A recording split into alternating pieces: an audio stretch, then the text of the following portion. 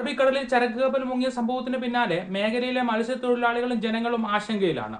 അപകടവും എണ്ണ ചോർച്ചയും കേരള തീരത്തെ മത്സ്യങ്ങളുടെ ലഭ്യതയെയും മത്സ്യബന്ധനത്തെയും ബാധിക്കുമോ എന്ന ആശങ്കയിലാണ് മത്സ്യത്തൊഴിലാളികൾ. മീൻ കൂട്ടിയുള്ള ഊണ് സാധ്യമാകുമോ എന്നതാണ് ജനങ്ങളുടെ ആശങ്ക. നിലവിൽ ഈ ആശങ്ക വേണ്ടെന്ന് KUFOS professor doctor VN Sanjeevan പറഞ്ഞു. 365 ടൺ ചരക്ക് മാത്രമാണ് മുങ്ങിയ കപ്പലിലുള്ളത്. സംഭവത്തിന് പിന്നാലെ തന്നെ സംസ്ഥാന സർക്കാർ ആവശ്യമായ നടപടികളെല്ലാം സ്വീകരിച്ചിട്ടുണ്ട്. വാതകം പടരാതിരിക്കാനുള്ള നടപടികൾ കോസ്റ്റ് ഗാർഡ് സ്വീകരിച്ചിട്ടുണ്ടെന്ന് അദ്ദേഹം ചൂണ്ടിക്കാട്ടി. മേഖലയിൽ മീൻപിടുത്തം തടഞ്ഞിട്ടുണ്ട്. സ്ഫോടനം ഉണ്ടായേക്കാവുന്ന കാൽസ്യം കാർബൈഡ് അടങ്ങിയ കണ്ടെയ്നറുകളുടെ കാര്യത്തിൽ മാത്രമാണ് ആശങ്കയുള്ളത്. വെള്ളവുമായി കൂടിക്കലറുമ്പോൾ ആസ്തലീൻ വാതകം ഉണ്ടായി പൊട്ടിത്തെറിക്കാനുള്ള സാധ്യതയുണ്ട്. നിലവിൽ മത്സ്യം കഴിക്കുന്നതിൽ പ്രശ്നങ്ങളില്ലെന്നും മുൻകരുതലുകൾ മാത്രം മതിയെന്നും കുഫോസ് വിശദമായ പഠനം നടത്തുന്നുണ്ടെന്നും VN സഞ്ജീവൻ പറഞ്ഞു. ഇന്ധനം ചോർന്നാൽ ആദ്യം കടലിന്റെ ഉപരിതലത്തിൽ ആണ് കാണപ്പെടുക. ഇത് ഉപരിതലത്തിലെ മത്സ്യങ്ങളെ ബാധിച്ചേക്കാം. പക്ഷെ വ്യാപകമായ എണ്ണ വ്യാപനമാണെങ്കിൽ വലിയ മത്സ്യങ്ങൾ ആ പ്രദേശം ഒഴിവാക്കുകയാണ് പതിവ്. മലിനീകരണം ഉണ്ടെങ്കിൽ വലിയ മത്സ്യങ്ങൾ ആ പ്രദേശത്ത് നിൽക്കുകയില്ല. അതേസമയം വ്യാപിക്കുന്ന എണ്ണ അവിടെ വളരെ കാലം നിലനിൽക്കുകയും ചെയ്യും.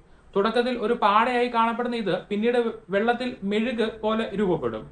ആരോമാറ്റിക് ഹൈഡ്രോ കാർബൺ പല ജീവികളും ആഗിരണം ചെയ്യുകയാണ് പതിവ്. അത് ഭക്ഷണത്തിലൂടെയാകാം, അല്ലെങ്കിൽ ശരീരത്തിലൂടെ ആഗിരണം ചെയ്യപ്പെടാം. മത്സ്യങ്ങൾ ഭക്ഷണമാകുന്ന പ്ലവകങ്ങളും മറ്റും ജലത്തിന്റെ ഉപരിതലത്തിലാണ് ഉള്ളത്.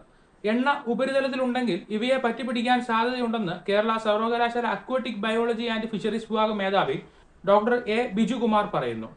അധികം വരുന്ന എണ്ണ ടാർപോളുകളായി പാരഫീൻ ആണ്. അത് സമുദ്രത്തിന്റെ അടിയിൽ നിക്ഷേപിക്കപ്പെടാം. ഇങ്ങനെ രൂപപ്പെടുന്ന പാരഫീൻ ബോളുകൾ വളരെ ദൂരത്തിൽ വ്യാപിക്കുകയും പല സമുദ്രജീവികൾ ആഹാരമാക്കുകയും ചെയ്യും. അവിടെയുള്ള കക്ക, ചെമ്മീൻ എന്നിവയെ സാരമായി ബാധിക്കും. ടാർപോളുകൾ ദീർഘകാലം രൂപമാറ്റമില്ലാതെ തുടരുകയും പലയിടത്തായി വ്യാപിക്കുകയും ചെയ്യും.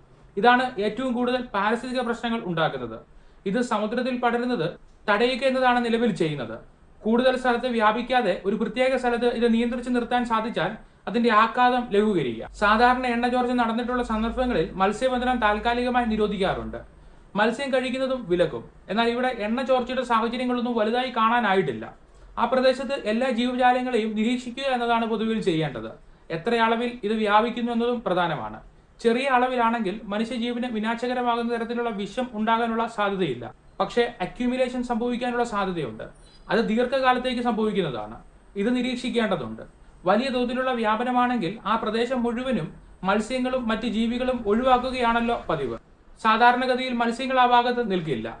പക്ഷേ ദീർഘകാലമാകുമ്പോൾ മത്സ്യങ്ങളുടെ ഭക്ഷണം വഴി ഇവ മനുഷ്യ ശരീരത്തിലേക്ക് എത്താനുള്ള സാധ്യതയുമുണ്ട്.